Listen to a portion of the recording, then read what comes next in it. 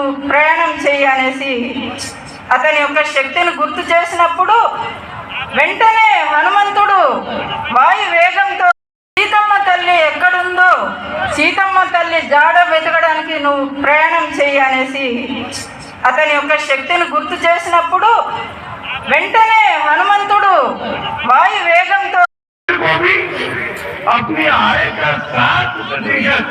7% ये सरकार को देना होता है, 5% ये कॉमन फंड के लिए देना होता है। ये अन्याय कब तक चलेगा? और इन मंदिरों का काम है संबंध नहीं थे, सब जातियों के लोग थे।